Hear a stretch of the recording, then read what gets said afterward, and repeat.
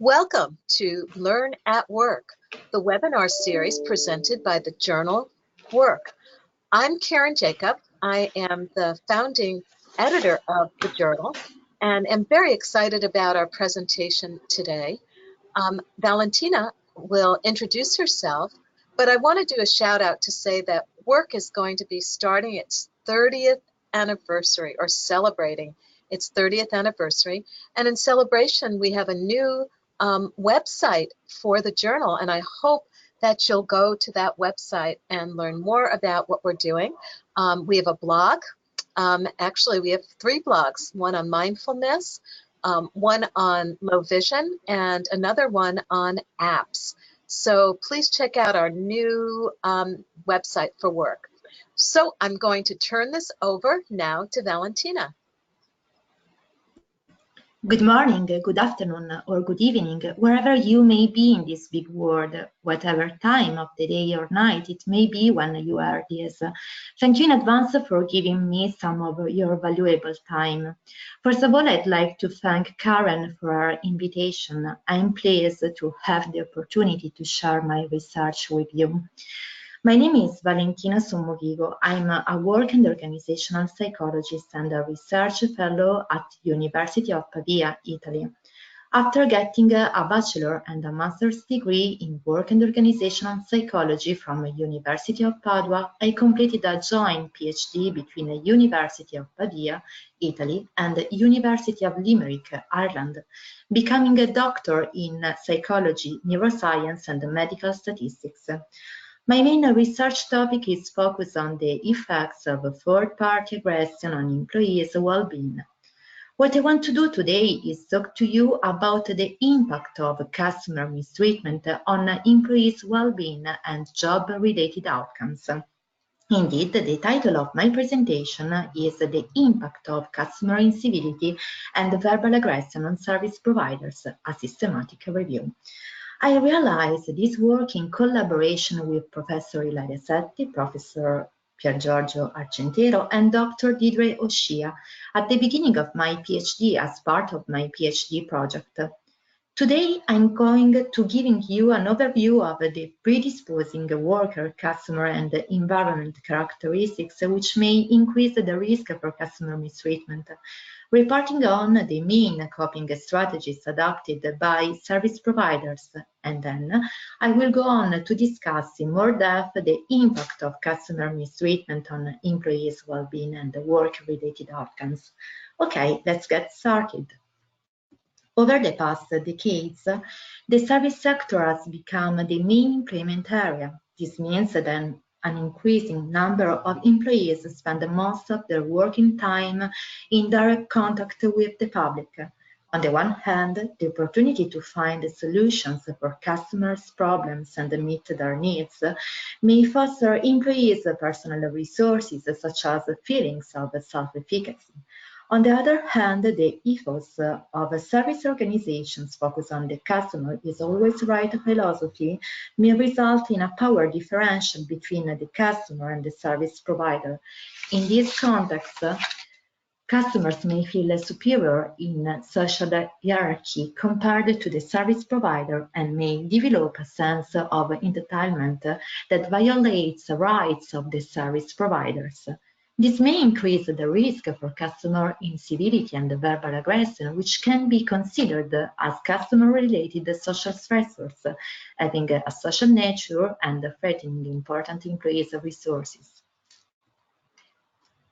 Recent research has shown that experiencing aggression from different sources has different implications for victims, and that employees working in jobs with higher labor requirements observe and receive more mistreatment from outsiders, that is, from customers, patients, and so on, than from inter-organizational members, such as co-workers or supervisors. In this view, customers represent an important source of incivility and verbal aggression. Some characteristics are distinctive of the service context. First, employees are expected to suppress negative emotions to comply with service display rules, even if they are confronted with misbehaving customers. This may be an ongoing stressor and a source of emotional labor for them. Second, the importance placed on customer satisfaction means that companies may be unlikely to intervene against misbehaving customers. Fourth, notwithstanding the philosophy that the customer is always right, service employees frequently question the legitimacy of clients to dictate them and refuse to play the role of the subordinate in customer-employee relationship.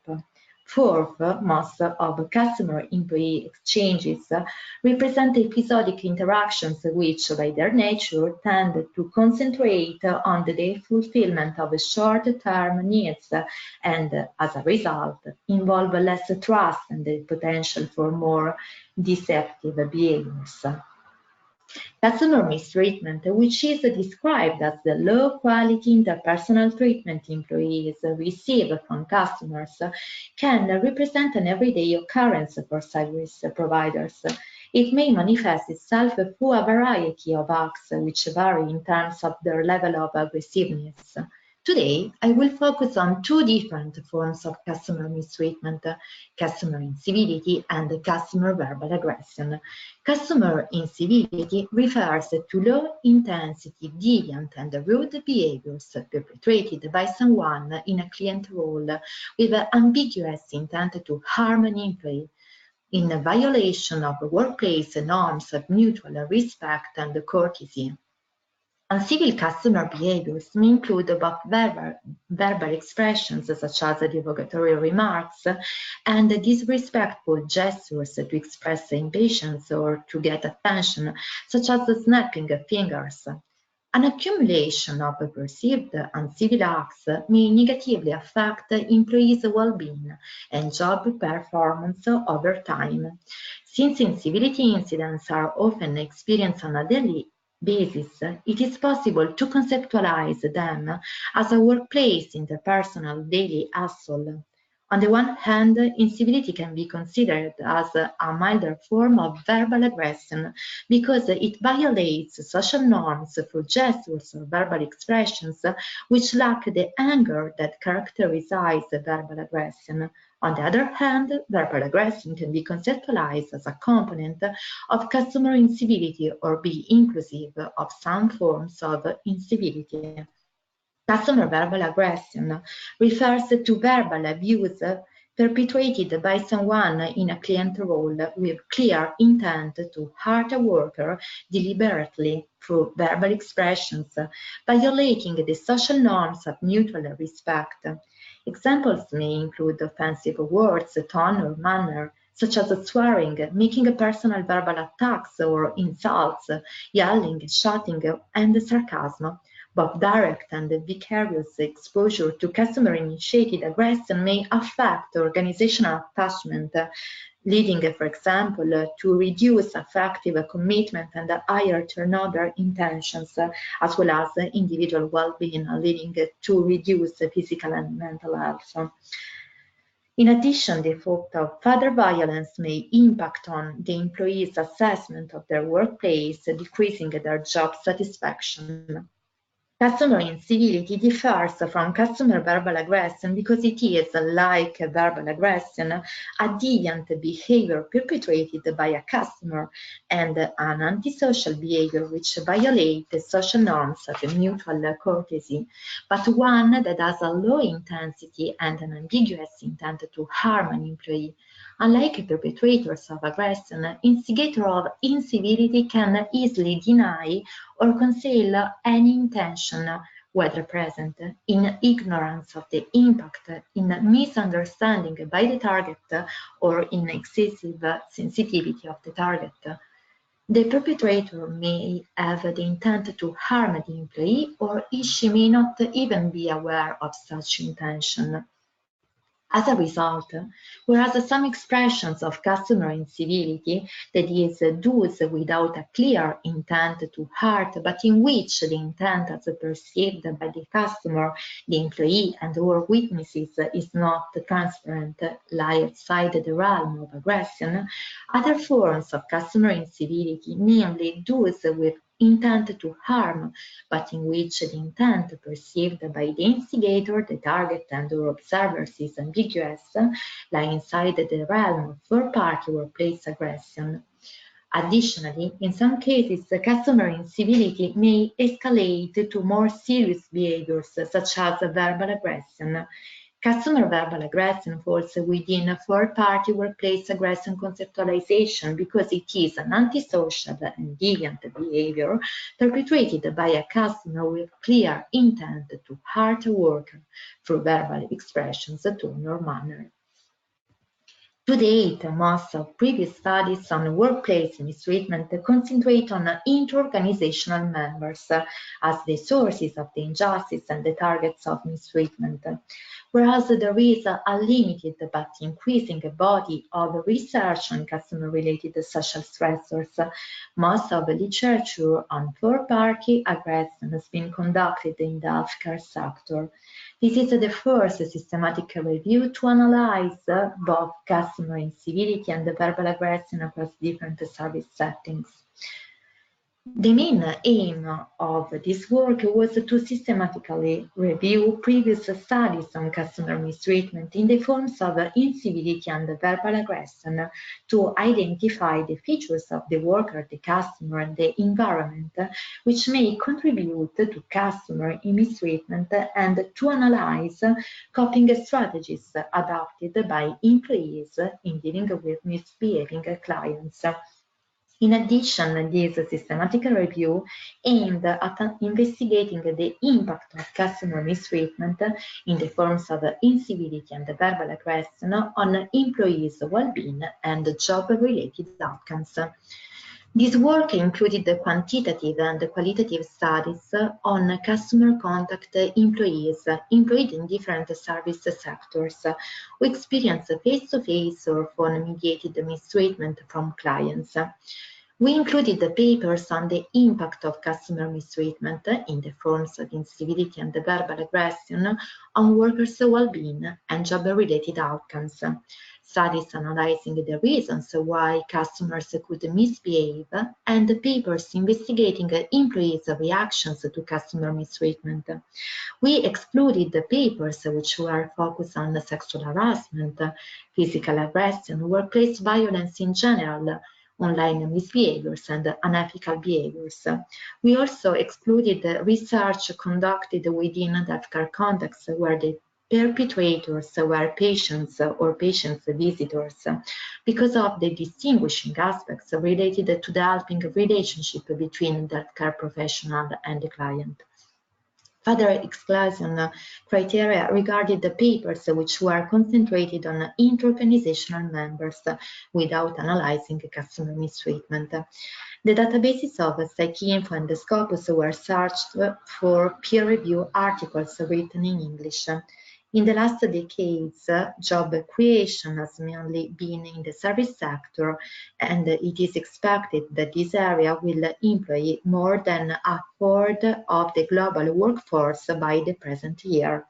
Thus, we focus on articles published from January 2006 to October 2017 to provide an up-to-date review of the current state of scientific knowledge on this topic.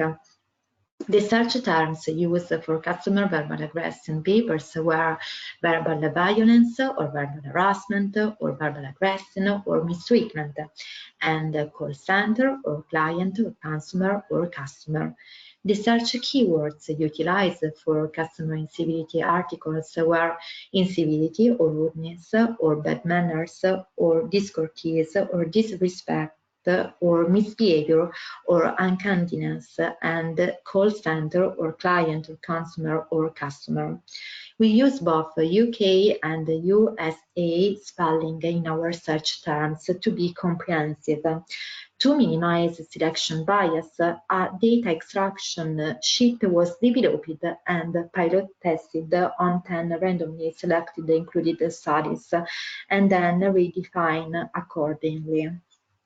Data extraction was completed independently by the first and the second authors. Disagreements about keeping or dropping papers were resolved by discussion between the two review authors. If no agreement could be reached, it was plain a third author would decide. The final set of papers comprised 53 articles, of which 20 regarding customer incivility and 43 concerning customer verbal aggression. I invite you to take a look at the tables included in the paper, where you will find detailed information about all the papers we included in our review. Overall, service providers included employees who had contact with customers on a regular basis, employed in call centers, banks, post offices, working within the retail, catering, tourism, or transport sectors, or offering professional advisory services. When defining customer incivility and verbal aggression as stressors, past research has used different theoretical frameworks. The most commonly used theory was conservation of resource theory by Hoffel. This theory states that individuals strive to maintain, acquire, and preserve resources that they value. Resources are objects, personal characteristics, conditions, or energies individuals use to deal with challenges and invest them to protect against resource loss, recover from loss, and gain resources.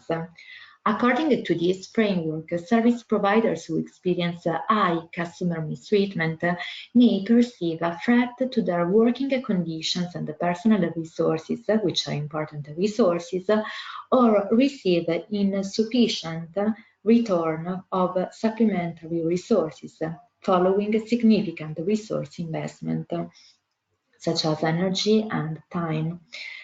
When employees are exposed to customer mistreatment, they are likely to spend further resources to regulate negative emotions and think about their condition, for example, by worrying about how they could avoid the situation.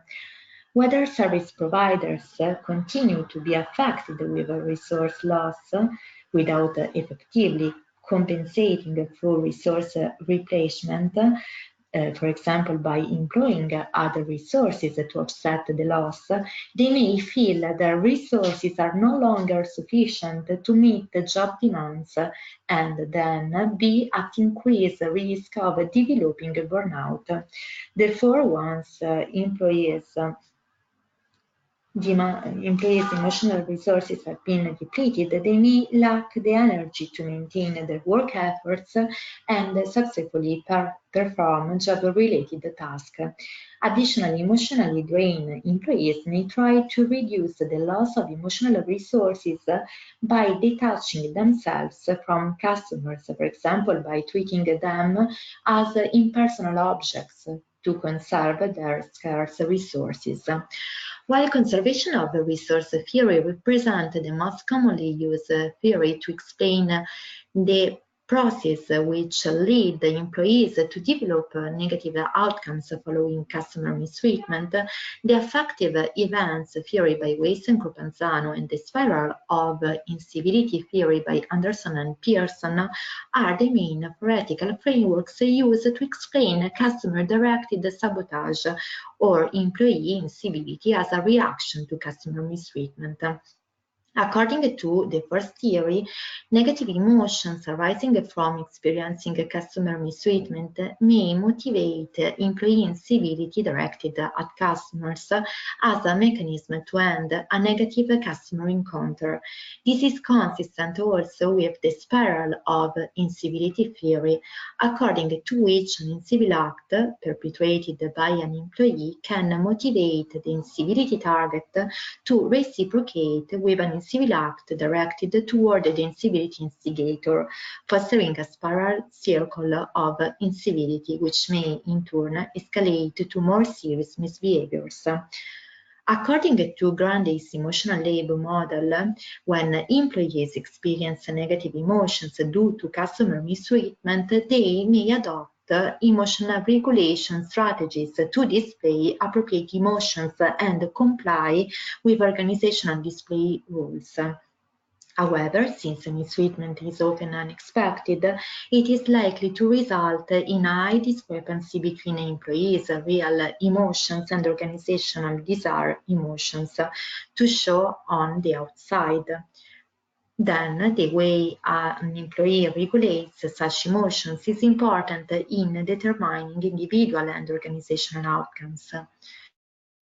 To provide structure to the findings of our review, we developed a framework of antecedents and outcomes of customer mistreatment, drawing on the predominant theories used in the past research. In this framework, an incivil act or an act of verbal aggression can be considered as an affective trigger event stemming from customer interactions and workplace factors. Employees may react by adopting two different categories of behaviors. They may reciprocate with incivility or misbehaviors, such as customer-directed sabotage, directed to the instigator, or they may continue to deliver the service without reciprocating. The first behavior may foster an upward spiral, which may lead to the escalation to more serious behaviors, for example, from customer incivility to customer verbal aggression. Regarding the downward spiral, the model proposes that coping strategies, personal and organizational resources, may moderate the relationship between behavior on the one side and individual and organizational consequences on the other side, so that the effects depend on the ways in which employees deal with stressors and on available resources. Employees would likely act to reduce the quality of service provided across the next several customers in the short term, or adopting other negative job-related behaviors in the medium term, for example, withdrawing behaviors and intentions. In the long term, this may impact negatively on the whole organization, resulting in reduced productivity and poor company image. Similarly, victims are in danger of experiencing negative consequences in the short term, such as cognitive impairment and affective discomfort, in the medium term, such as impaired well-being, and, if protracted, in the long term, continued emotional exhaustion and strain. However, these negative outcomes may be buffered by personal and organizational resources such as customer orientation and social support from co-workers and supervisors, so that workers who are well equipped in terms of resources may be less vulnerable to detrimental effects stemmed from negative encounters.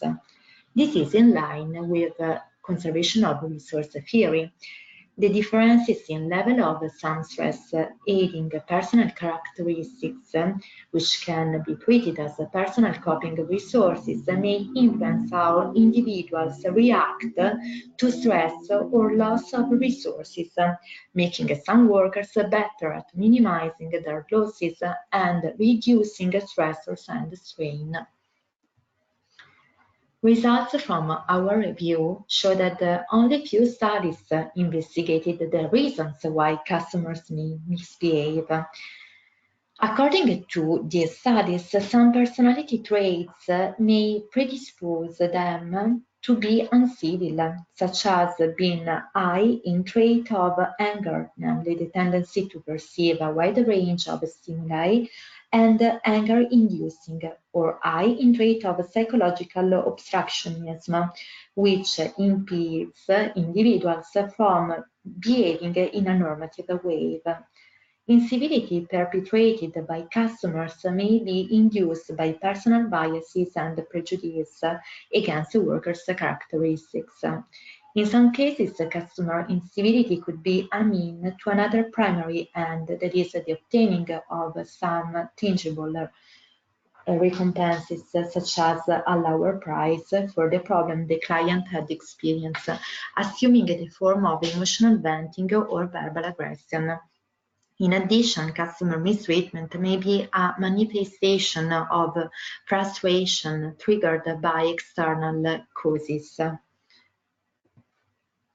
Clients may vent their frustration on the employee in the form of incivility due to problems with a product or inconveniences with a service.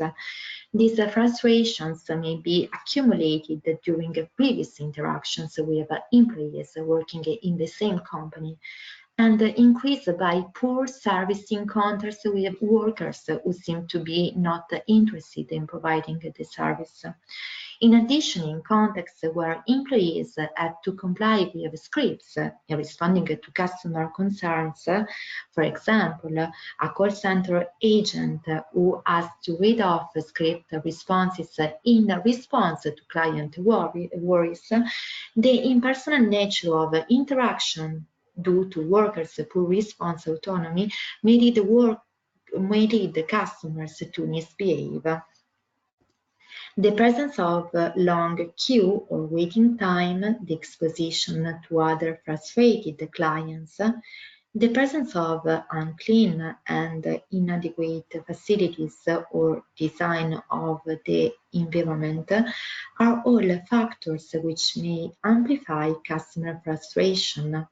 The quality of the physical service environment is related to the occurrence of incivility. Indeed, the customers who evaluate their environment more negatively are more likely to be dissatisfied with the service provided and then engage in more dysfunctional misbehaviors. Past research demonstrated that a number of personality traits may predispose workers to perceive interpersonal stressors as threatening, making them particularly vulnerable to adverse effects stemmed from negative encounters, leading them to act in a way that provokes customer mistreatment. These include personality traits such as neuroticism, which refers to the tendency to experience anxiety, and anger, trait of anger, which, as said before, refers to the tendency for people to perceive a wide range of stimuli as anger-inducing, and the negative affectivity, which regards a general predisposition to experience negative emotions over time and in different situations. Employees high in neuroticism, trait of anger and or negative affectivity tend to perceive higher levels of customer mistreatment, experiencing greater negative effects. Both perspective taking and emotional regulation abilities seem to play a protective role against detrimental effects due to customer mistreatment. Workers high in perspective taking tend to experience more sensitivity to others, being able to get inside their mind and adopt more adaptive strategies to effectively coping with stress, attenuating the cognitive impairment following customer mistreatment. In a similar way, individuals with high emotion regulation abilities who are able to control their emotions in the face of difficult situations are less likely to impair their job performance. In addition, customer orientation, which refers to employees' tendency to meet the customer needs and desires by providing a good service, and to the extent to which interacting with clients is intrinsically pleasurable, it can be considered as an important personal coping resource against emotional exhaustion following customer mistreatment, because it makes workers better at minimizing their losses and helps them maintain high-quality service recovery performance. Indeed, the customer orientation predisposes service providers to display customer satisfied behaviors and seek additional resources to provide the customers' problems with solutions. When employees are exposed to customer mistreatment, they have to manage the following felt negative emotions in order to comply with organizational expectations, which encourage them to display positive emotions and suppress negative emotions. This process is called emotional labor, and it can result in different coping strategies. Some of these are considered adaptive, while others are viewed as maladaptive. Among maladaptive strategies, we identified the surface-acting strategies, cognitive rumination, customer-directed sabotage, and incivility. Surface-acting entails modifying behaviors by suppressing or faking positive emotions. Employees who use this strategy when they are confronted with misbehaving clients are more likely to experience distress, emotional exhaustion, and job dissatisfaction. Cognitive rumination refers to conscious, recurrent thoughts directed toward experiencing the negative encounter. Rumination inhibits adaptive problem-solving and instrumental behavior. It is related to feelings of anger and thoughts about revenge following a mistreatment.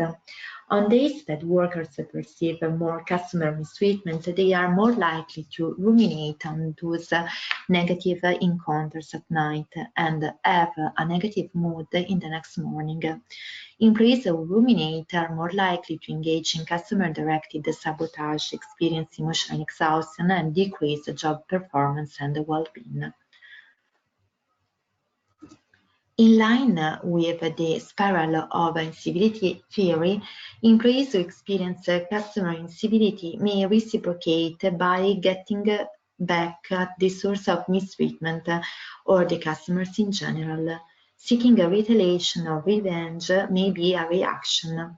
Employees could engage in customer-directed sabotage. Examples of customer-directed sabotage behaviors within, for example, the call center context are intentionally putting a customer on hold for a long period of time, or telling a customer that the problem was fixed when it wasn't.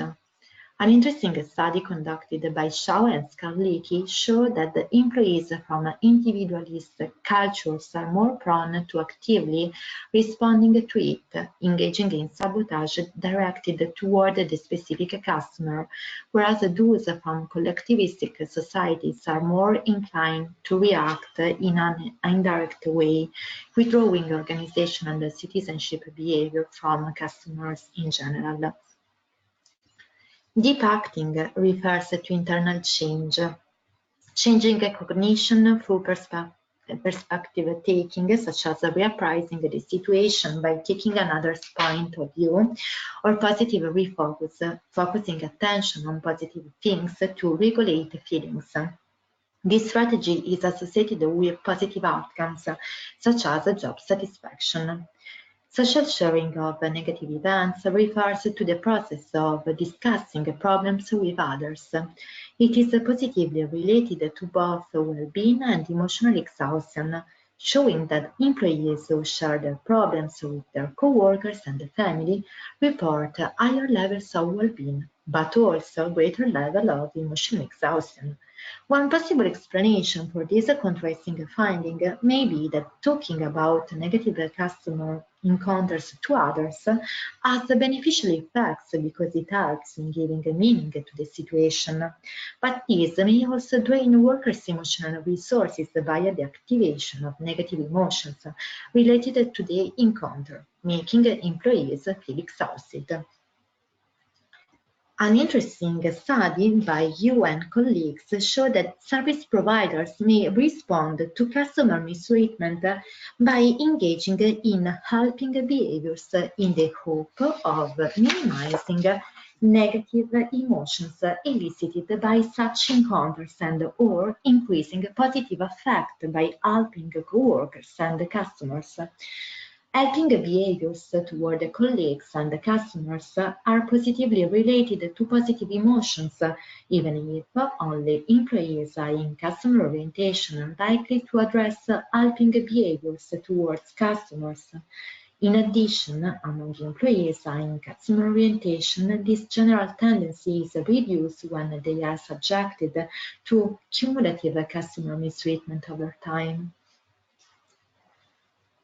Other coping strategies include concessions and additional efforts to meet customer demands, seeking assistance from a supervisor and letting the customer talking to him, or seeking a peer or management part to efficiently deal with the situation, or taking a break after a negative customer encounter.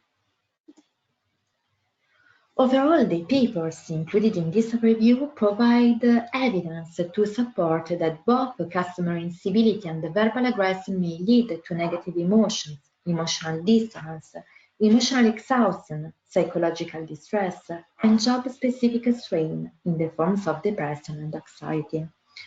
In addition, experimental evidence has been provided to support that even one-time incidents of customer mistreatment may seriously affect an employee's cognitive functioning, decreasing a target's ability to remember customers' requests and general working memory, leading to decreased performance accuracy as well as impaired ability to perform routine and creative tasks. Indeed, all these symptoms may produce negative job-related outcomes, leading to turnover intentions, withdrawal behaviors, job dissatisfaction and disengagement, reduced quality of the service provided, and service recovery performance.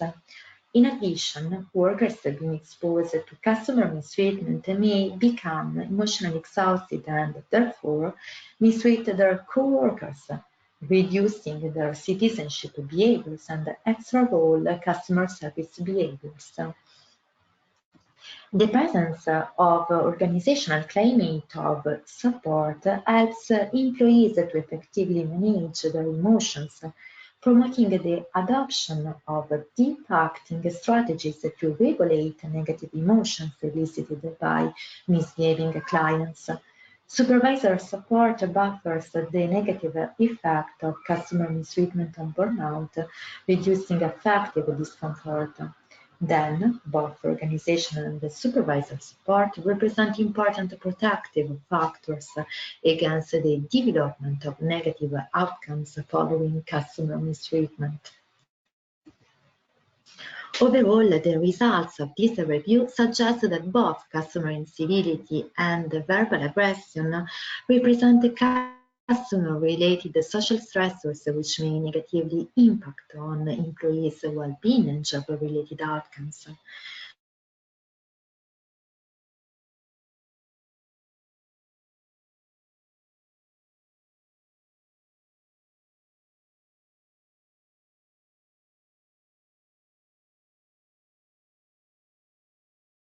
Hi. I think you went mute for a little bit. Valentina, I think you've become mute. Could you check your mic, please?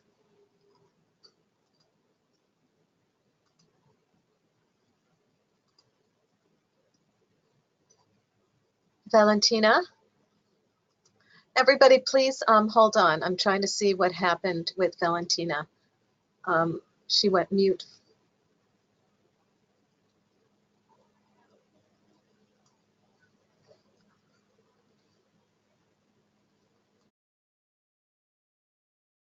Okay, we seem to have lost Valentina. I unmuted you, everybody who's on. Valentina, can you try speaking again? Valentina, I think your mic is on now. Yeah, you went mute, so could you go back and do the slide that you just did? Yeah, you were completely mute. We lost your mic. Okay. Yes, thank you. Taken together, the results from our review provide several practical implications. Managers should take steps to prevent customer mistreatment in the first place by providing and monitoring high-quality service and products, and by instituting a zero-tolerance policy for incivility and aggression. Training programs should be developed to manage the expression of emotions and improve emotional regulation skills, promoting the adoption of better problem-solving strategies, and improve service recovery skills and conflict negotiation and avoidance tactics to de-escalate potentially violent situations. HR recruiters should assess candidates' customer orientation, perspective, taking and emotion regulation skills when select employees for customer contact positions. Provide a realistic job preview and make emotional requirements explicit to help manage candidates' expectations. Organization may consider allowing a short break at employee discretion after negative encounters or using job rotation techniques for high-risk staff. Managers can support their employees by encouraging them to share customer contact experiences with their coworkers or by conducting periodic debriefing or mentoring sessions. In addition, it is important to provide needy workers with appropriate interventions such as psychological support assistance and stress management. In conclusion, organizations have much to lose when customer mistreatment occurs. Likewise, organizations have much to gain by understanding the factors which prompt mistreatment and by identifying protective factors to formulate preventive measures, tailored intervention for victims, and foster healthier work environments. If you have any questions, please do not hesitate to contact me at the following email address, valentina.sommovigo@unipv.it. Thank you very much for your time and your attention. Valentina, that was so interesting. Now we have Ben, Sue, and Sue listening here, and I'm going to ask them if they want to type any questions to us or to you, and I'm going to unmute you. So Ben, Sue, and Sue, you're unmuted. Would you like to ask Valentina a question?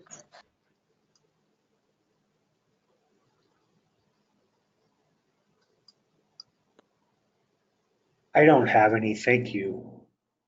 Thanks, Ben. Ben, where are you located? I'm in Denver, Colorado. Oh, great, great. Sue or Sue Godby or Sue Street? Yeah, I don't have any questions really. It's a lot to take in. I'm sort of still sort of absorbing it really. Yeah, and just to let you know, this is an article that was published in Work, so you can have access to it. It was made free to read, so if you have questions, you can reach Valentina after. So yeah. Sue, you're still in the UK? Yes, I am. Great, good to hear your voice.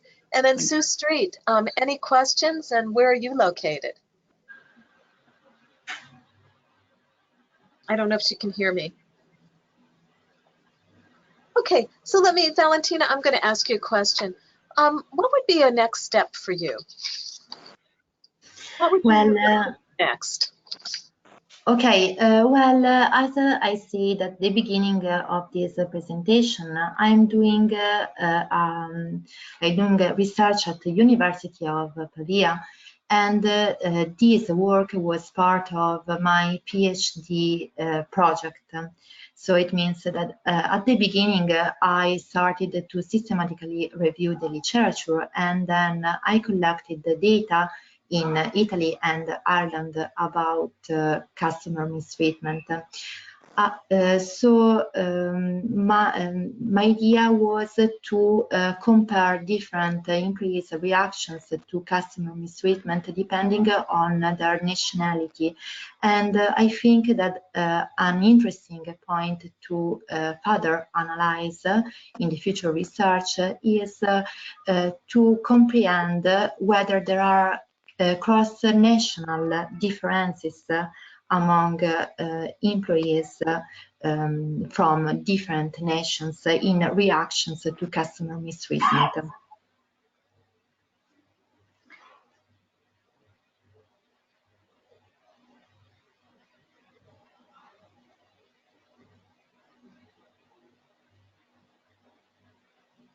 And of course, other studies should adopt a longitudinal design and utilize also objective measures to collect data, because most of research included in this review were cross-sectional in nature.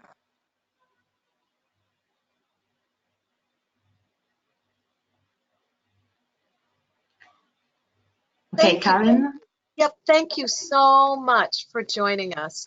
And Valentina, this was so interesting, and I hope you'll come back again when you submit another article to work. And Ben, Sue, and Sue, thank you for joining us. And this webinar will be on the Learn at Work YouTube channel within about a week. And again, I encourage you to go to the new Work Journal website. That's very interactive. I'm also excited that we have 30 articles on it, one from every year that the journal's been around, that are free to read. So everyone, thank you so very much for joining us today, and we'll conclude the webinar now. Thank you. Thank you. Thank you very much. Thank you so much. Thank you.